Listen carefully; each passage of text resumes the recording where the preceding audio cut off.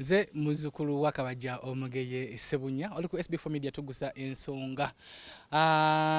Bakyali baffe bonna abali mu mitala gy'amawanga banenge batumiddeko nnyo ate balambusizaako ate nate olunaku lulungi nnyo akasana kaakirira akadde ka omuganda kyayita bakirata omuganda gwakola ku TV y'Abaganda ku telefayina omuganda akayita akagobya gube ndi muzungu nvaako muzungu akita atya muzungu akita si nono eno after good afternoon saka tebadino omuntu agamba nti obudde bwakigobya gube wakigobya gube kinyika gobye nkube kidedde kiba kikutte bwe kiti nga tudde tebutegeereka buli naye kati musana gwaka gwememula bulungi. Okay. Ndino omukulu Dr. Amale. Dr. Amale.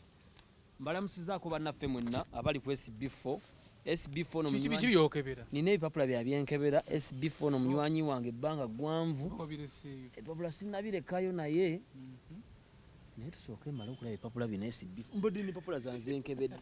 Ate nzijjemu. Omukulu ye bwatu buli watu meetinga abera diso. Wanonye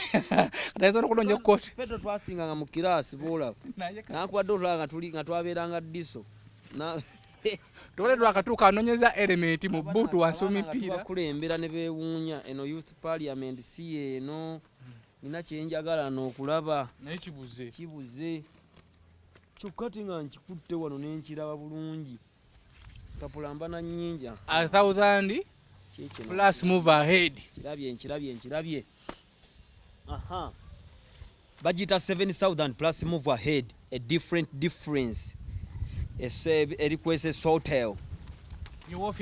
office weri tugamba nti why 7000 plus move ahead was created. 7000 plus move ahead was founded by Dr. Amale as a vision bearer, a born again comedian from volunteers of Salvation Outreach Nankurabye and a senior pastor Sarah Mikisa. He called other domestic youth countrywide with different fields. After finding out that many youth in Uganda are becoming rebels and terrorists scientifically without the knowledge of the government. Under the 7000 plus move ahead, domestic youth have been able to outline 10 smart points of the eliminating scientific terrorism and rebellion, among them by creating a youth parliament 9x30. Eranga 7000 plus move ahead ye national youth app, youth social freedom square, youth post office box, national youth notice board, youth suggestion box ne domestic youth hubs. Tulina ebigendererwa 10 ekisooka bringing back God of Israel to Uganda, golden package, youth parliament 18x30, dimension of fractional leadership share, that is to say improper or mixed fractional share, consultants and commercial political knowledge to youth, collecting 7000 plus more great ideas from youth to build Uganda, 75% youth share in the government of Uganda, fighting a new era of rebellion and terrorism, eradicate people pigs theory and free youth technical reskilling and tooling. Tugenda kwata mpala ensonga zino zidde mu Luganda kuba basinga obungi abali eyo oluzungu lubatawaanya. Yeah. Abavubuka mu ggwanga lya Uganda bafuuse bayeekera. Bwe weetegereza amawanga gonna agatabanguse nga Libya n'aga amawanga Tunisia luddawa ebintu byatandikira ku social media ng'abasaaga. Gaddafi yali musajja w'amaanyi ng'ali well established naye waliwo omulembe gw'abavubuka ogwajja nga tegumutegeera n'okumanya obumanya nti yali amazeeko emyaka 42 nga kibaluma. Kati abavubuka tebaamanya nti emabega waabwe waliyo pushi y'abazungu ne bakwata essimu miliyoni ezi ne bazikwasa abavubuka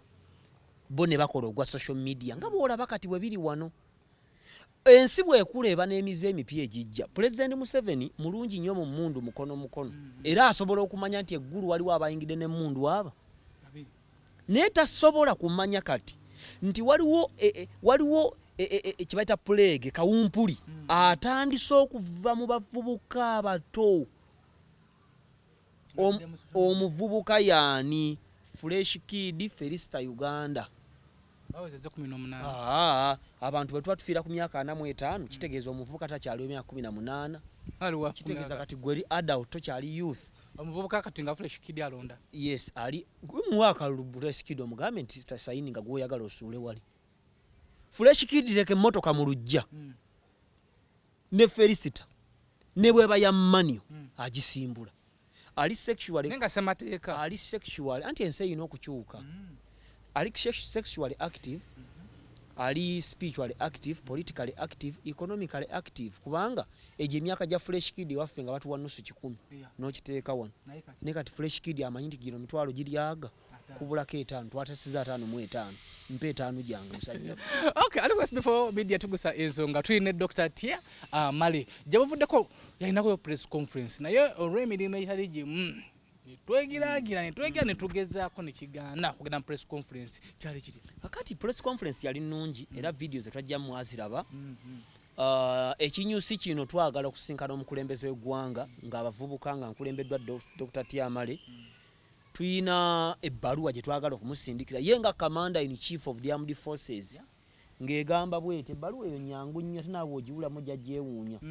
Ebbaluwa eyo egamba bweti: To the President of Uganda, His Excellency Kaguta Museveni, reference scientific rebels and terrorists in Uganda. We appreciate your effort and NRM government towards restoring peace and sanity not only in Uganda, but East Africa and Africa at large. However, Your Excellency, this is to bring your attention the Commander-in-Chief of the Armed Forces of Uganda, that there are groups of rebels forming in Uganda and southern and increasing daily without the notice of the security and the government.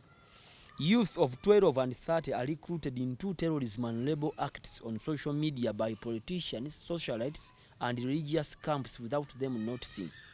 Through social media, youth baited with data bundles and recruited into activities that destabilize the peace of Uganda, and so far on record, over 2 million youth are active rebels. 7,000 plus Move Ahead organization has made a report at hand backed by photographic and videographic facts about the matter to give a cue of where the government can intervene before we experience a genocide like Rwanda. We are ready to share it with you. The organization is a front to redirect the increasing abusive voices of youth on social media to a more productive youth platform. 7,000 plus Move Ahead organization, 1 Kings chapter 19 verse 18. Weva, it was derived from the Bible. Yajibwa mu Bible. Katonda yennyini agamba. Yagamba Elisha, teweeraliikirira. Wenankubadde olaba abawemula abeevuma. Nze naye abantu 7 nabatereka. Era ngenda kubajjayo ebiseera ebituufu batandika okukola omulimu omulungi. Nankubadde ku bantu 9 kati kuliko abantu 10 kuliko ababi 9. Oy'omu wange. Ku buli muganda ninako omu kati ngenda nga mbakuŋŋaanya kati yeffe naawe. Be bantu olusanvu. Kasanvu. Ye Bible soma Bible 1 Kings chapter 19. Katonda yennyini agamba era ekyali yeekwese. Nga Isirayiri eyonoonese. Nga bw'olaba Uganda kati osanga omwana ow'emyaka 15 ali ku social media n'avuma president yakabina nga talina nakutya. Nagamba ffe tukooye n'omubuuza okooye eki? Tukooye twagala nkyukakyuka. Omuvubuka otalina ssente. Kyokka tagenda zifuna kuba talina mulimo gwa mutwe. Awo naye akooye. Akooye. Kati twagira politics. Baserebu, basocialites, basumba, onaali eno. Kati bagenda bafuna abaana abato ne babawa data. Ne batandika okubalwanira entalo. Abaana bawemula. Kyokka ebyo bigoba Katonda mu nsi. Chovola Dr. Tibwe njogera ensi eyimuka naye muganda wange nze ndi kibojjera ku lwazi tugamba is an organization of domestic watch youth. Tubadde n'aba watchmen abakuuma ekiro kati we are watch youth who don't sleep or slumber. That's why we have been able to identify the recruitment of fellow youth and actions against the government of Uganda. 7,000 plus Move Ahead organization seeks audience from Your Excellency to present a report about scientific terrorism and rebellion in Uganda for immediate action, and also present the 10 smart solutions to the plague. If we don't see, we don't know. If we don't know, we might lose our heads. If we don't see, we don't know. If we don't know, we might lose our heads. Enjogera ava mu Isirayiri. Lugero lwabwe. Bw'oba tolaba oba tomanyi. Bw'oba tomanyi shwe olugero luwanvu sinza ddu kunyumiza. kati why are we becoming lwaki tufuuka abavubuka abakuumi omuntu buli watasanga gateman ayingira kati ffe bwe tuba twebase bannaddiini beebase batata b'eggwanga beebase olwaleero weevu ya politics eriwo n'omusumba bw'avaako n'abawo kyawabula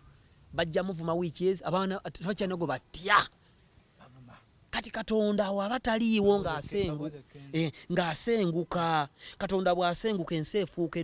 eddungu kyekifo omutali mazzi ate omuli yes look at we are 75% omuntu mbulina wano we are 75% kitegeeza nti abantu abali wansi emyaka 25 bali 75% be bavubuka abakulidde mu bisulo nga basoma theory chemistry history 1 South Africa ngolongolo rebellion n'amaliriza okusoma ku myaka 18 n'amala senior 6 n'ayingira mu economy jukira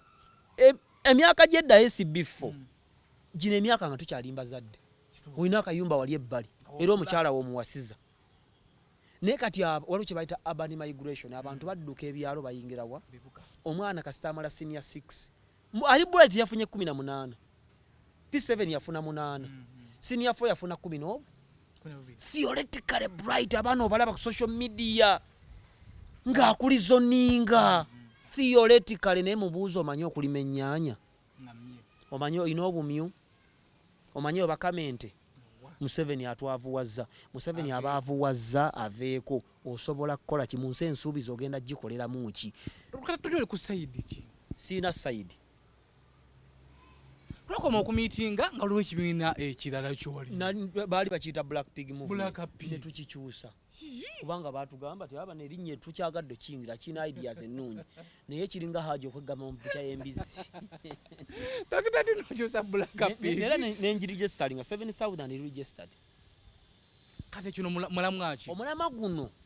bw'olaba nga bw'osanga omuntu ng'ayambadde bw'ati otegeera ki muzimbi makanika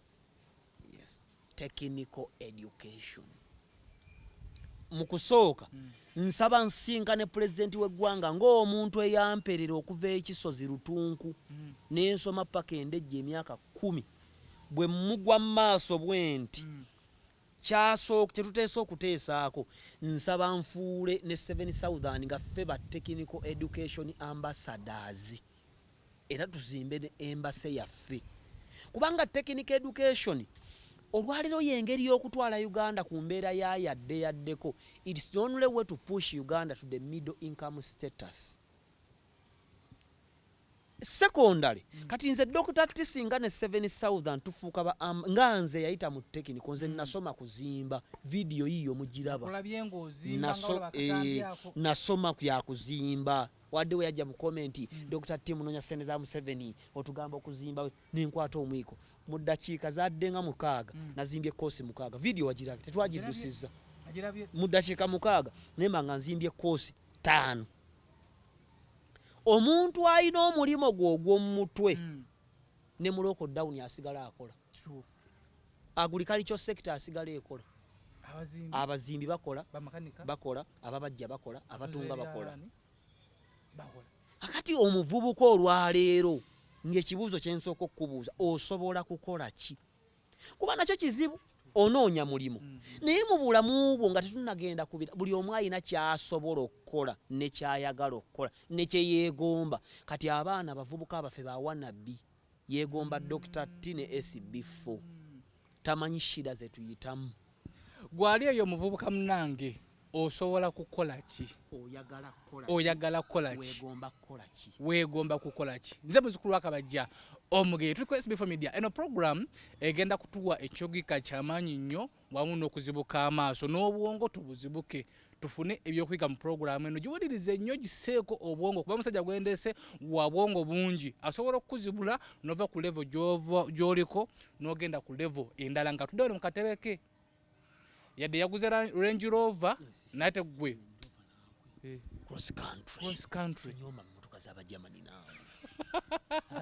omusajja alina cross country naye ate gwe osobola okuvuga amazima gali bwe gati nekansooke nkulise kulika kama kuwa omukisa togiraba bwe nzigiddemu n'okugijjiramu soseka abantu bajja kuluza nimba SB4 manyo n'olugezigezi nanga dero gwe gusoso gisembererako no gitulamu n'omulambo guno nteekamu omulambo gwo gumwenya era bw'ofanga laama bagiye bakuteekemu ssaawa ngezi mulambo gujja vaayo gukola simayiro nga gutemya ekisinga obukulu wawetedde babadde bazibye ekkubo abali mu ddikola naye bamugulidde n'agamba nti bamugamba yitawo bwe ntuuka mu maaso ga pulezidenti Museveni omusajja ono omukulu ow'enkofiira ono omusajja omulaba ayina obuyinza okulagira omwezi ogujja Uganda neefuna tulubokisi miliyoni namba buli muvubuka nga yasoma ebyemikono ng'ayina satifikeeti ye n'aba ng'afunye ekyuma kye ng'ayogedde bwogezi bye mugambe bya mafiya tuba tugenze politiko naye waliyo abakyala nga madamu Nakyobe waliyo amwami nga Mr. Byaruhanga n'abalala abalungi mu gavumenti bemmanyi nze benkuze nga ndaba abatukolako kyovala muzeeyi buli wayogeraga Nakyobe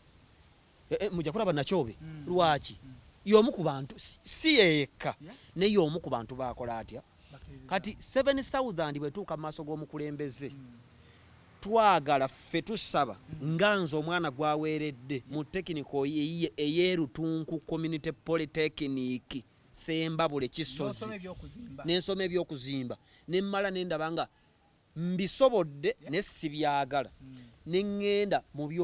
byamawulire nenga neri skiru njirina comedy bwe bamuggala okutuuka 227 nkwata mwiko vanira wange nina naye muvubuka gwa abadde akolera kwa Akedi ogenda kukola ki agadde wa Akedi mala emyezi 6 muwala gwe bwe wajja ku university Makerere singa ku weekend wafuna woyigira ekyalaani tewandize wammwe kati lockdown yaggwa ne bagamudde wammwe amazima ngewammwe gy'obeera mbyaddala kiwoga oli muwala mulungi tewali wadde ka make-up kati ensenyi g'abaana naddala abaana abawala era abaana baffe bagenda kubeebakako nnyo lwaki ikonomi embi gavumenti erina ensobi zeekoze empitirivu naye mu nsobi za gavumenti ezimu waliwo alina ekyalaani kye akola najjamu kati omwana omuwala bw'aba alina omulimu gwe ogw'omu mutwe alondamu ani gw'anaayagala n'ani gw'anaaleka ayingiza kati ekyokubiri nga tuvuddeko ekyokubeera ba technical education ambassador nina okutambula technical za Uganda zonna nga ambassador w'emirimu gy'ebyemikono ne vocation ngenda mu primaries ne secondary bwe ntuuka ku primary nga mulimu abaana 4 mu P7 ngabaga nti 2 mukwate mu secondary 2 mukwate mu ki mu technical enkya tubeere ne lawyer litubeere ne engineer naye bwe tumala P7 awo tusooka okukola ensobi abantu 10 babadde mu P7 omwenda gugenda mu secondary omu n'agenda mu ki muteeko kakati ate bano omwenda ne bajjanga badropinga mungera tuuka ku university nga ali ogwo n'atuuka ku university ng'afuna emitwalo 5 buli mwezi ayinako enju transport buli kimu bano nabo bagenda abasigadde mu mulimu egya bulijjo naye ono wa technical ne bwawanduka ng'asoma emyezi 6 oba manyi okuzimba stretchers lutofaali lumu kiri kino ekisenge bwe kiti lutofaali lumu oba osobola okuzimba stretchers wadde headers n'oluzola byenzimba abaso okuba plasita abaso okuba engalama abaso gikuba ola mwiko bwengu ola gosokwata omusenyu bwoti n'okuba bwoti ku kisenge waggulu engalama omusenyu bagwakuyiseeko dda kati bw'okwata omwiko ng'okuba engalama oba ne kapaani tukayita ka mota paani nga katono n'oteekamu omusenyu kati omusenyu togujjuzaako okuteekako nga wano katono bwoti kati okyusiza wano bwoti omwiko n'okugira bwo n'okuba n'okyapa kati gwe ebyo byonna byokola nengukwasa wano nibakubayise dde omusenyu naye bw'oyiga emyezi ng'ebiri uba osobola okukwata omwiko n'okuba ne ku sayidi ya buli wantu ku lulyo twasembe ku miitinga wali onoonya abavubuka wabafuna abavubuka tugenda kukwata kataweza ekitabo olaba abaana b'empandiise bawandiise nali mmanyi ngenda funa abantu 7 naye nina abaana emitwalo kati 2,10 nga 4 obajjawo ntuula kwesesa ngenda kwesesa hotel kasola banga nkola live zezo mbera kwesesa hotel emala nga nsika mu office nvaawo bucha ajja kwewandiisa abaana batudde embyalo oli buli ajja kuleta abaganda be bana mikwano gye 5 nze nya kusoma kino nze namala okusoma kino tulina akaganda kaffe katudde bali waka nze ndi bweru ne mukubira esimu ya maama waliyo baganda bange omu ye Kalema Paulo omu ye Namulema Sauda batudde ewaka tuyambe Dr. T abaana obwetaavu bw'okusoma ebyemikono abaana baasoma dda ne bamaliriza kati kye tugenda okukola teba technical skilling ba technical reskilling kuba olwedde yasomako katwagala tubazzeeyo emyezi 6 mu ggwanga lyonna ekyange we kyawukana ne kyabalala bano abagoba toolbox 10 njagala muzeeyi kasita sayininga abaana abaamaliriza okusoma ebyemikono mu ggwanga lyonna manyi waliwo abantu ebasobola okukwasa ebintu ebyo ne batabibba omu ku bo ye madamu Nakyobe owokubiri ye Mr. Byaruhanga Moses bayina oyo omukyala gavumenti erimu abantu bangi ababi n'abalungi muzeeyi bw'agamba tugabye ebyalaani emitwalo 4 amazima ajja kubaako kyakoze omwana ali mu benda agenda funa olubuto ku lujja naye omwana oyo alina ebbaluwa yasoma ekyalaani oli yasoma obuzimbi kati alina bigurupu by'abavubuka ku kyalo agenda kuyiga enjaga omulala ali ku social media awemula naye omuntu oyo gwolaba mulungi mu kutunga amasweta singa omuwa ekyalaani kye kino ekyamasanyaze miliyoni ngezi n'atandika workshop ye muzeeyi simunoonyanga w'enyalemu era sigambye nti buli gwe tugenda okuwa toolbox tugenda mwambaza essaati y'enyalemu ate ne bwe njikwambaza mu kabokisi ogenda bwoko londa ne politics ayonoonye buli kimu be mupi bagagga bavubuka bannanga abandaba nze Dr. T sitya banvuma naye abanvuma tekuli wava munno tekuli agasekalaala tekuli kirumira tekuli hamu bavubuka bannange bwe muli weze emyaka 40 lwe muli kakasa bulungi nti ebyobufuzi guba muzannyo oguteekebwateekebwa abali mu buyinza n'abaagala obuyinza naye ng'omuzannyo ogwo baguzannyira mu abatudde mu audience be bannayuganda ne beekubira ddala ebikonde n'omusaayi ne gujja naye nga muzannyo naye omuzannyo ogwo kyenkubuuza gw'olina ki mu nsawo yo mu nsawo yo oyina ki osobola kukola ki olina backup ki oli mu akedi okola naye wandifunye ebikolo bya kale gavumenti ettaka alibba lyonna n'erimalawo aba gavumenti ebbye ettaka lyonna naye ku mwasigazaako kayiika bwe kati ososimbako ebikolo bya vanira 5 singa ntandika okukuba lya vanira engeri gyakolamu olaba obugagga abalala babalimba nti yagwa kituufu yagwako ne bamutema ffe ne tumusigaza yikata video tewagiraba ku volongoto hikes mwaguze motoka yaffe yavudde walala okay by the way kakati ife twagala ekirala nti oli ayinza okubuuza tuli mu lockdown abaana bagenda kusoma batya technical institutions ne vocational institutions nkalu temuli baana kubanga abantu balina ebirowoozo nti omuntu yenna agenda mu technical oba musiru twagala tuwa omukisa n'omwana ataasomako mu Uganda yonna si bya Kampala bino kujubiikiriza ano muzeeyi Kampala twagala tufune abaana tugeze tulina abaana emitwalo 5 gavumenti kati eyinza okuba terina bulungi ssente tufune abaana emitwalo 5 twawuleko abaana emitwalo 2 tubawe ebyuma okusinzira buli omu koosi gye yasoma twawuleko abaana 7 tugeze tubatwale wa genocide musale bo baagala bya bulimi ne kye bayita value addition abantu wano okwata enkumbi n'olima nebaza entula sikimala oli kye bayita value addition onoze mmwanyi toyina ttundubaali kwozaanika ozaanise mu ttaka mugenda okukyuma kusunsula ng'ezooli eyayanika ku ttundubaali atunda 14,400 gwe ng'otunda 3,220 oli nakwawula kye bayita value addition tuteekeddwa okuyigiriza abaana baffe abato bw'oba olimye ekintu okiprosesinga otya abantu bagamba ebintu yabigaanibwa okgenda ebweru naye amazima gali bwegali nti ebintu ebimu tubikwata abantu ne banoga greens ne bazijja Masaka nga bavubuka bali kulinga 3 bazirinnya waggulu ne zituuka mu katali nakasero ebyo omuzungu tabyagala tulina okuyigirizibwa value addition naye olwaleero bakulembeze abaliko nankubadde babi be baliwo era omukisa genocide musalaasa okubaako bagaggawaza kuba yaliwo paka omulungi lwalijja kuba Salimu Sali tagenda kubeerawo myaka 9 alivaawo era omulungi n'akola atya naye omulungi oyo ajje nga omubi alina kyakuyigiriza kati mu mbeera eyo ne General Musale munoonya onoonya President Museveni asayininge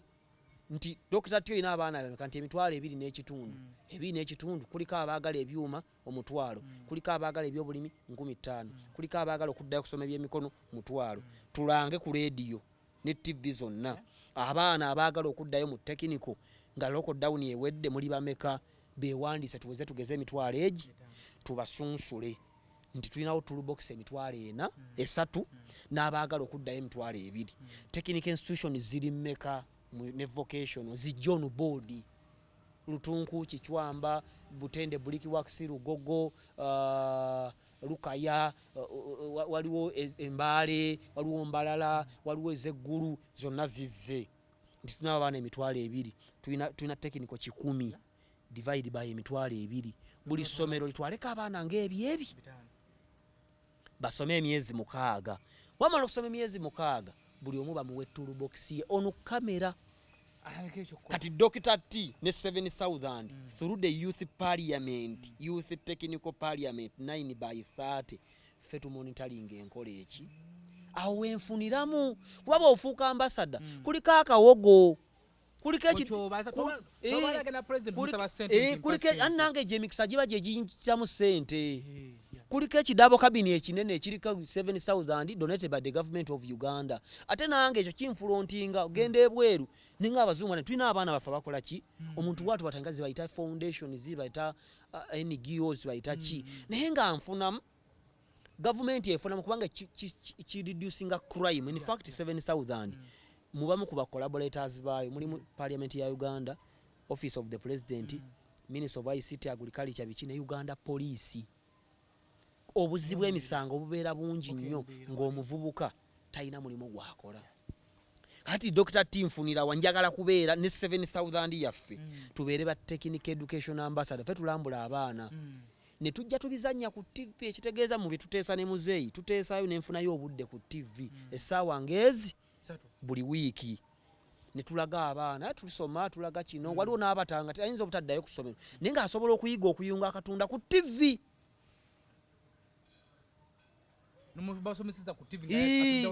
nagala nze ekyamazima ninawo akalimo kange sisobola kugenda ku ssomero naye ate nsobola okuyigira ku TV butya bw'okwata omuyembe n'ogatta ne paapaali nga bakola ekawanda n'okwata kino bawakisa batya ente bakama batya ente n'ebyuma value addition ebeera etya emmwanyi ozinogootya onojjolote emmwanyi entone kiki ekibeerawo ng'onoze emmwanyi embi ekyuma ky'emmwanyi kifaana kati SB4 nenkubuuza ekyuma ky'emmwanyi tomanyi bwe kikola nenkutuusa mu kyuma ky'akasooli SB4 nenkutwala Masaka nefalida nakaziba omulaba amanye kiddukanye Charles Peter Mayiga Katikkiro w'ekitiibwa amanye kuba tukuliddewa nsiba nkuidde mu kyalo kirungi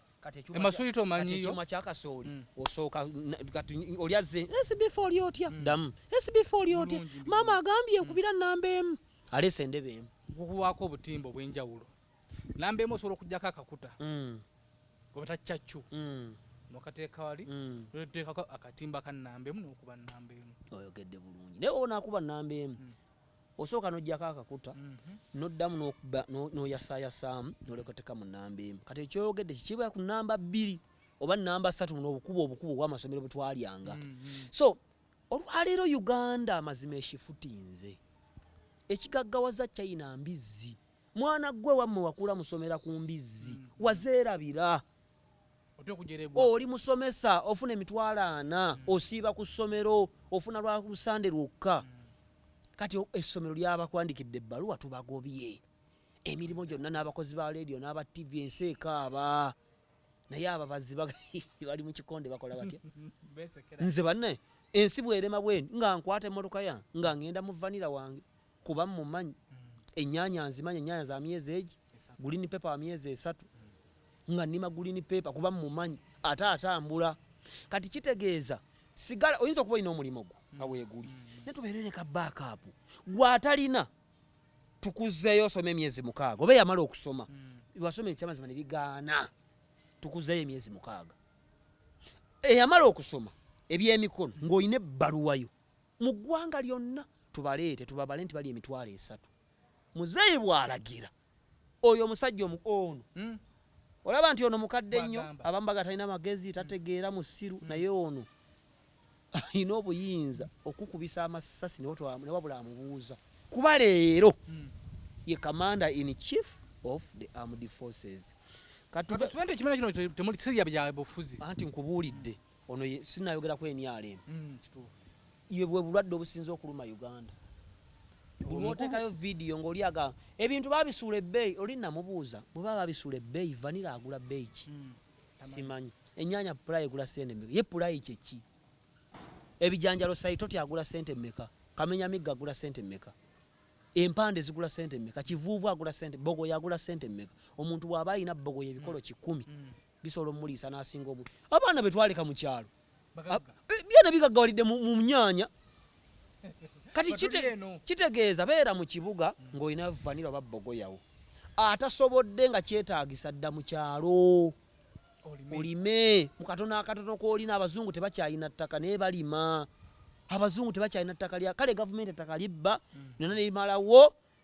temuna mubeera mu luguudo kati mu luguudo awo woba oteekawo akalimiro bwe kati kye bayita agri business kati olwalira ebyobufuzi bimazeewo ensi if you talk about anything development twagala change people power our power Museveni bw'atagenda kitegeeza olina olutalo lw'okumulwanyisa emyaka emirala egi nenga asobola ogenda gwe kati kiddemu SB4 Museveni agenda aliko SB4 media tugusa ensonga ndowooza ensonga zonna oziwulidde ez'omukulu Dr. Tia Amale 7,000 plus move ahead. First Kings chapter 19 verse 18 tugamba bwe tuti nti why youth are turning uncontrollable. From 1990 to date, many youth have changed in all spheres of life and rapidly shifting per hour. Embeera z'abavubuka n'obulamu olwaliro okusanga omuntu akulidde mu family omuli maama ne taata basitono abalala bakulidde mu bisulo ne basanga doctrines oba empisa ez'enjawulo. Omuntu ekitundutundu ky'obulamu kuba tufiira ku myaka 45 ekitundutundu ky'obulamu bwe abumala asoma history 1 n'amaweba kuba yensoma eriwo ate ensoma eyo bazungu bagitukakatika kate batusinga IMF n'abala bwe batwe baagala tusome tubenga tuliga luzungu kati batubalira kwani amanyi okwogera oluzungu niyo tuuka ekinoni mu tawuni awo ngende wammwe ogwa ne gujja gumayanja mwali nago mu P6 zago chafu ne kubuka mu fusa awo yago ne gatobyo lyotya olikuba oluzungu oli wa bbeeyi oli serebu ngalo zigonda naye ku akawunti toyinaako milioni ziwera 3 nekyo kyolaba kiina fuso milioni 8 kiina boxa milioni 10 kiina amaka kiina emmwanyi kiina ennyaanya emiteeko 3 ezibala kiina ettaka atudde mu kyalo nefuga oli mu kibuga olina essimu ennungi oli ku WhatsApp togita oli kuno nekijja mpaka simuko paka simuko najja akasimo kane kaliko n'enkoba bwe kati 07 abambi nkubambi webale unjogerako nongolina ku TV neno kati bana abaana bawanduka okusoma nga tuuza basiriwadde nerengera kakati at birth the Minister of Health is directly responsible to you, but look at the health sector of Uganda struggling hard to satisfy the needs of poor Ugandans. After here, you are past the Minister of Education and Sports from nowadays 3 years nursery to university. That's over 20 years directly under the same ministry. Omuvubuka process y'okufuuka omuyeekera tubalira abantu abatandikira ku myaka gy'ekyenda paka leero abaana abali ku social media ba 2000 biri gumu ali myaka 19 ali ku social media kati omuntu bwazaalibwa ministry emusookako n'obuvunaanyizibwa ye Minister of Health tunulira amalwaliro gaffe bwe gafaanana bw'avaawo naaweza emyaka 3 Minister of Health emusigazaako n'obuyinza naye awo akwasibwa ministry gye bayita education awo bannayuganda bwe tusinga okumala obudde bwaffe kuba tusomera emyaka ngaaga nursery secondary university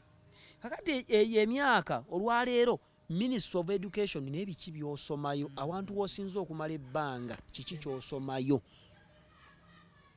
The problem here that the education system of Uganda is theoretical, intangible, and imaginary. That is to say, it helps few withstand in future, hence wasting years in school. Yetusoma. Tebisobola kuyimi kyokka n'abaana bennyini boolaba bagamba gavumenti mbu yagaana okyusa education system ani yabagaana okgenda mu tekiniko kuba weeziri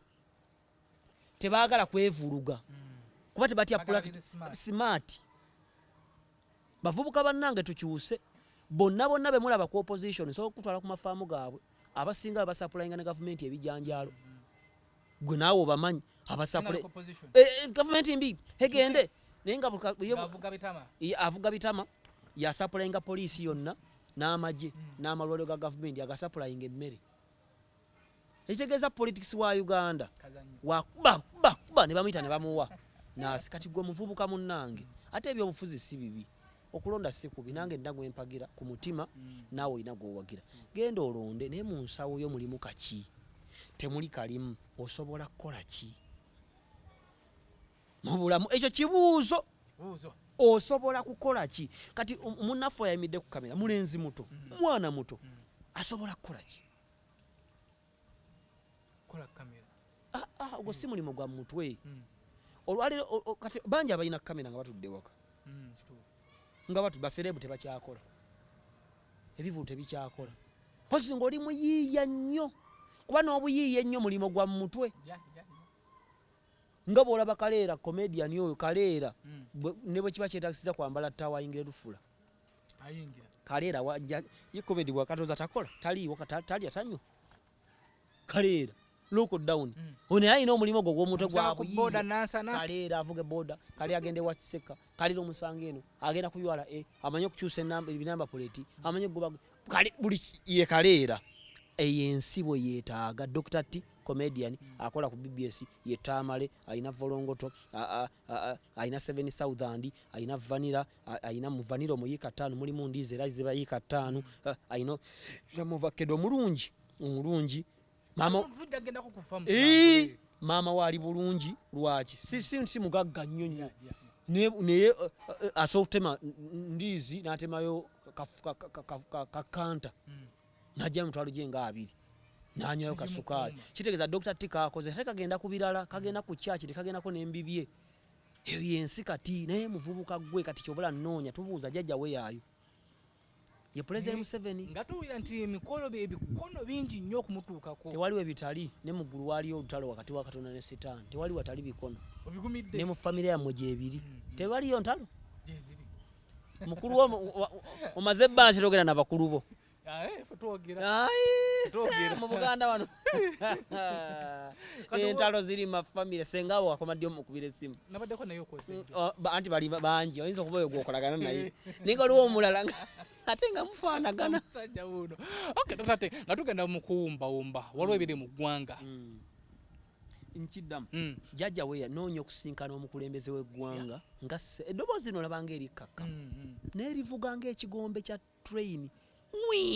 kuba liriko essaala emabega waalyo kino kigambo kyava mu Bayibuli nze nkooyo abaana abeewemula gwe mpita kyoyagadde kyonna obupande bwange buubuno wano akasooka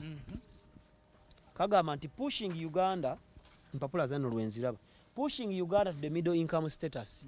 that is to reskill youth akokubiri should we take a plan B omwavu talonda omugagga omugagga yani yalina ekyokula n'ekyokunywa omuntu atalina kyakulya kyovola mu America si buli omuntu alonda omuntu ng'afiiriddwa omulimu automatically ajja kulonda opposition but any decision you make when you are angry is not real and it's dangerous to you kati mbuuza General Muhoozi ogenda kujja okukulembera naye onaakulembera abavubuka abafaanana bwe bati bwe giba emirimu gifudde 2019 bwe banaatuukira 2016 nga bayeekera abasobola okukwata emmundu if Buganda riot can come back today the security cannot handle kati njagala nsaba okusinkana omukulembeze w'eggwanga ansindikeko wa General Musale tubeeko betutwalayo abalala alagire tibane China mundetere ebyuma emitwalo egi ku pooti omwezi ogujja bya bituuse nakyo tugenda biga abatutya nakyobe bya Ruhanga Moses madamu Irene madamu bebasinga okubeera nabo abakola ku gundi presidential gundi zezo tuganti nti buli district bali abavudde abaana 5 ekimotoka kikwate ono kamera kigende kigabira abaana ebyuma byabwe kati abalala tuwandika mbawe bennina abalala amanya tufune technical tugateekeyo olwedde okusoma kasita kuddamu badde emyezi 6 buli afuluma ne toolbox tuwandika ate abalala kati Dr. Tinganze ambassador wa technical nzo omwana agenda kufunira oto kulujja nawe mu family wali omwana ya performinga bulungi bantu naye atudde waka omwana omuwala bwambula talina kyakola abeera devils workshop akwanibwa ogenda omulaba ndi gundi gwe kitugira wano oyina olubuto ogenda okulaba akavubuka akamufunyisiza olubuto talina kyakola kamulimbe 15 no votes we are jobless kyekigambo ekiva mbavubuka no votes olwado ogera ku Museveni andwajira okutta we know why bazzukulu for opposition jajja President Museveni agamba ye jajja w'eggwanga ate naye akyagala obululu n'ekibiina kyagala bwe tuva mu leadership jajja politician akyagala akalu ate n'ekibiina kisigale nga kyamaanyi kati okwenywereza mu kazanya abeeko byakola kubanga kibi okubeera abantu batebakkiriza mu opposition ate tagenda kuyitamu n'ebintu byabikoze anti wulira birinawe bifiira nze sibiraba lwaki olwanoonya muzeeyi nesinoonya baminisita nsobola okukubira no minisita ntumukubira emirundi yaga n'ogenda ku ofiisi ye nga takwata n'ogenda ku minisita nga taliiwo tugamba bwe tuti National Youth Technical Reskilling for 6 months national ne batusooka abaana emitwalo 4 baddeyo basome Youth Parliament 9 by 30 tutandikira ku fresh kid mu parliament yaffe n'abatasoma mujje muteese Board of Foreign Youth beba kati abaana abebweru eggwanga twagala okubakolamu akakiiko kabaita Board of Foreign Youth penge aleme bawemula pushing Uganda to the middle income status kino nakinyonnyodde dda jajjayo bazzukulu want to see you nze Dr. Timuseyi yampeerera ekyo nkyogera misana tuku sobola kukwata live wemba nakyenjagala ku muzeeyi so nze level yange siyakwata Museveni yabalaga muli basiru government ekulemye nnyo that's not me kuba Bible egamba kitafa ali mugulu erinnya litibwe wakabaka wobujje wakabaka kitegeeza papo sente kingship means money and possession byoyagala bikolebwe mu nsi kati eggulu teryagala okwate live otandike kusindika bubaka buli sharp kubanga bali bakulembeze ofuna ekikolimo kati kyobola nti abantu bonna ababikole babeera under curse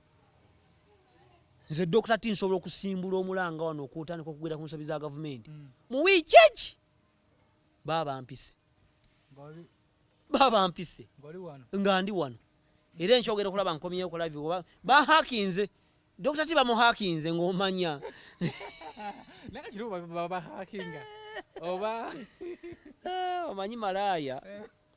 malaya badduka muloji muganda wa then abasanza batidde empologoma nesimu sajja gwaba yebase naye kuba batalina kyatalabangako kakati tugamba jajja yo bazzukulu need toolboxes abavubuka beetaaga ebyuma abaamala okusoma eno gye nasomera Lutunku Community Polytechnic Sembabule so byemu ku bye twagala agriculture carpentry and joinery eno bagituuma wood fixing zakyuka kati amanya agriculture eno yali tailoring and cutting of garments kati bagituuma fashion and design building and plumbing welding hairdressing mechanics waliwo ceramics waliwo ebintu bingi naye nasobola kuwandikawo mu 7 minutes completeness so jajja where are you this is the mulamwa jajja where are you President Museveni osinkana abayimbi munnange musinkana abantu musinkana abannabyabufuzi naye abavubuka mbeera bidde ground si nnungi bwe tuddamu kye bayita commercial political knowledge ebyobufuzi bivaamu ensimbi tulina okukola PR marketing sales ne customer care government ne NRM ne President Museveni yennyini customer care ye kuba ye Museveni yabeera product NRM aba company government babeera ba owners kwa government naawe oli government babeera ba board of directors akati company yonna ng'etunda product walina okubaawo PR public relations the management of internal and external audiences to maximize profits to minimize crisis and profitability and diversification okweyongerayo kati ekibiina kirina okukola bwe tudda mu commercial politics kirina okuba nga kirina sales ennungi marketing ennungi za activations nekyongera okufuna amagoba gekyaki bebawagizi naye muzeeyi ground si nnungi lwaki nti abantu baga nti yasinkanye muzeeyi n'avayo n'emmotoka naye ng'ate omwana akiraba ku social media nga yabulamu ekyalaani kimu atandika obulamu afiiringa bubi kati obakwate si bya Kampala okamutugaba mu Kisegi wokka Uganda yonna kuba muzeeyi ekyo kisobola so yeyo 7000 tusange bakwesesa hotero wali office zange simu yange 0753 35 54 72 tojja kwesesa hotero genda ku WhatsApp tombuuzaako tosindika voice note okola wandiika amanya nti nze Ssebunya Lugojamye mbeera bwenti njagala kusoma kino n'ennamba z'essimu ezi kuba ngenda kulaba muzeeyi nkube ku ssimu yeemu nga teriiko ogambe Dr. Tibanange abo baatufera abo ne mukwera naye nga nakuba ku ssimu yeemu tekola ki so kuba nze neekakasa this is what I can I want to be a celebrity njagala nve mu kubeera nti ndi famous I want to be a celebrity wabe ne wanampa ebyalaani 2 ne toolbox 10 tuzigabe abantu abo bajja kunsabira omukisa kyokka nange jja kuba neeyongeddeko oba osinkana omukulembeze walaayi obulamu bwo bukoze ki okay ndowooza ensonga ozulidde n'olwekyo awo tetugenda kubanga tusukka olunaku lwaleero naye nga shairi nga katambi kano katusubire nti gwe ali eyo bingi byoyise mu katambi kano bingi ozibuse amaaso katusubire nti tekakolese kyekimu nze muzukulu wakabajja omuge Ssebunya oli ku SB4 MEDIA tugusa ensonga kati nga tumaliriza ebintu byagwa ebbeeyi vanilla agula sente mmeka enkoko eya kuloyire egula sente mmeka greens zigula sente mmeka watermelon ekulira emyezi emeka abeebusoga ebikajjo n'omuceere tetugayalira nkumbi temuta nkumbi beera ng'okola wano ettaka yesi baalibba ne balimalawo naye akatono wasigala emabe ebikajjo 4 olaba okyusa obulamu kulaakulanye okay toyanza beera bulungi weeraba